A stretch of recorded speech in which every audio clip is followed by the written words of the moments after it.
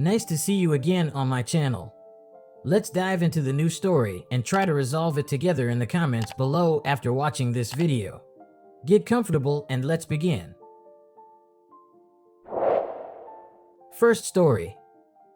My girlfriend cheated on me in a horrible way. I started going out with this girl at the beginning of January. We went on 3 to 4 dates before she was gone over the month of February. In February, she was very intense, calling me all the time, wanting to FaceTime me, and messaging me all day. She came back at the beginning of March with a huge bruise on her ass. When I asked her about it, she said she didn't know how she got it. I found it a little suspicious, but I let it go. She did mention once how she liked being choked until almost passing out in bed, which I never did and was a little off-putting. After she came back in March, we were inseparable, hanging out sometimes for 48 to 72 hours at a time.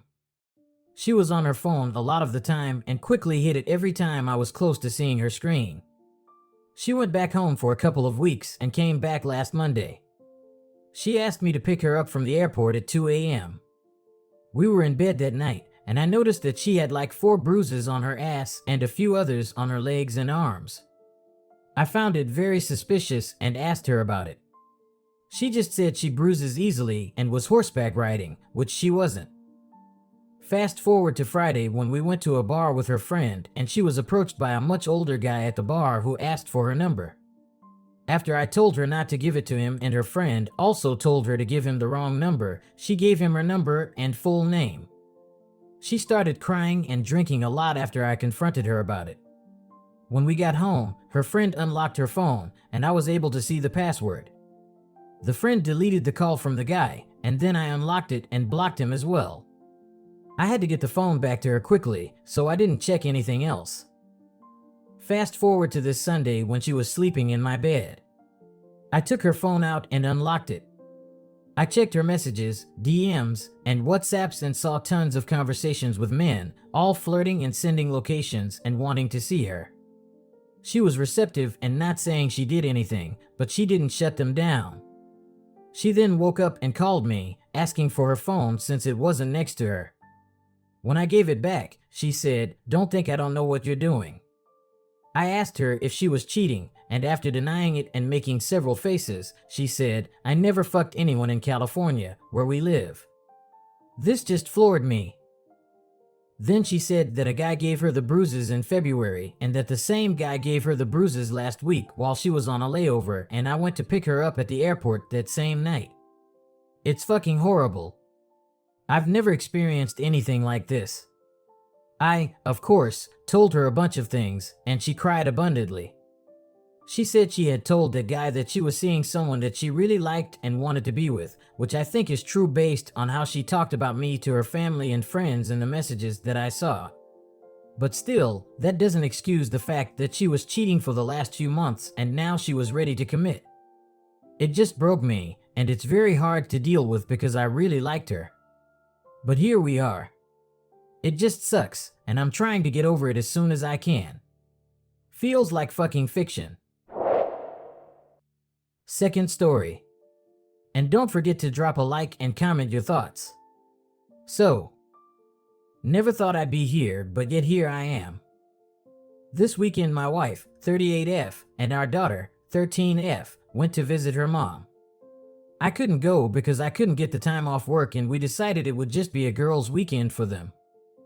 I'm a firefighter in a large southern city and I'm on a call and gearing up when our dispatcher calls in to tell me that there is some emergency.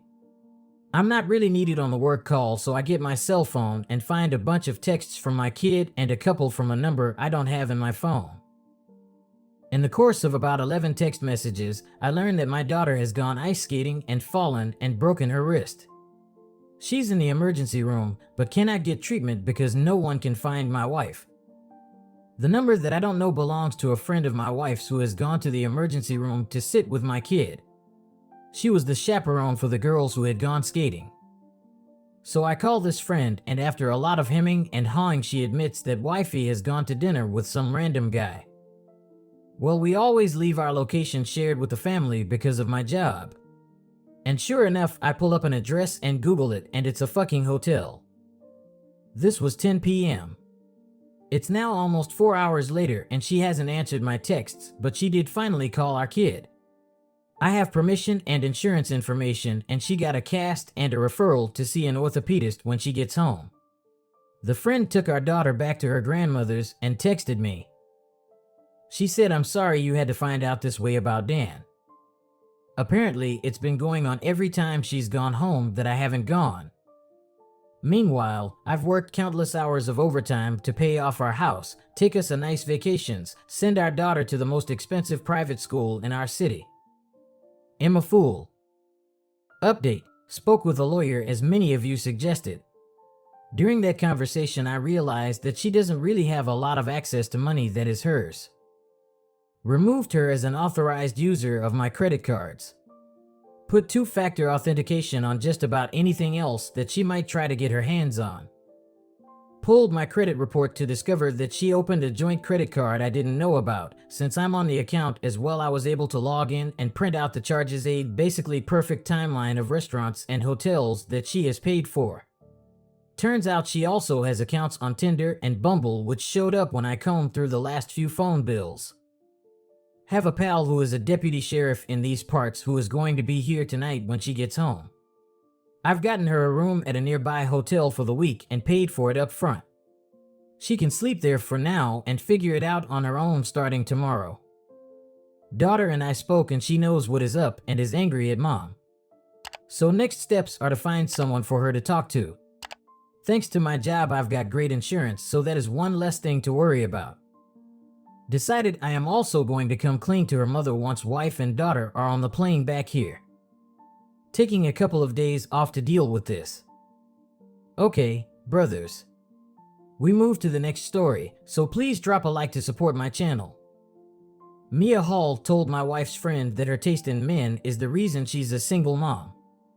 I am a 29-year-old male and have known my wife, a 30-year-old female, and her best friend Jess, a 29-year-old female, since we were all 11.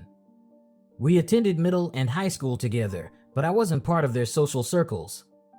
I was always one of the nerdy, awkward kids, while the two of them were both very popular.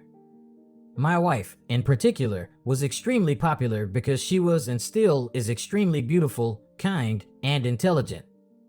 She was even our student body president and valedictorian. Jess was also very pretty and similarly popular, and they've been best friends since kindergarten. My wife and I started dating our senior year of high school after we were paired together to complete a project in one of our classes. We realized that we got along really well, and she asked me out. I definitely wasn't saying no to her, but Jess from the very start did not respect our relationship and firmly believed that my wife could do much better. She has, in a decade plus since, consistently told my wife that she is out of my league, that I was lucky she settled for me so young, and that my wife belongs with a more attractive and successful man. Now, I'm the first one to admit that my wife is out of my league. She is far more attractive, makes more money, and is just generally an amazing human being. But hearing it so often doesn't exactly feel good. Jess has also tried to convince my wife to cheat on me multiple times and has even tried to set her up with other men because she doesn't approve of my wife and me being the only partners either of us have ever had.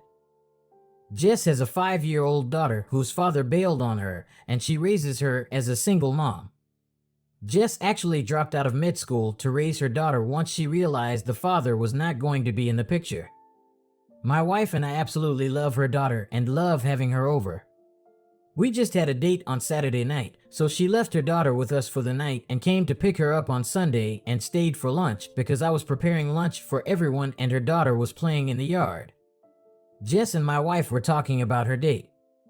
Jess was going on and on about how attractive the guy was, how good he was in bed, and all of the details, but I just ignored it. Jess then looked to me and said, "You're lucky you locked her down when you were so young before she knew that there was better out there," and then turned to my wife and offered to give the guy her number in case she wanted to try him out. I got really angry at that point, so I just said, "I doubt you know anything about better because your taste in men is why you're a single mom and not a doctor right now." Both of them just stared at me in shock, and then Jess called me an a-hole and left quickly with her daughter.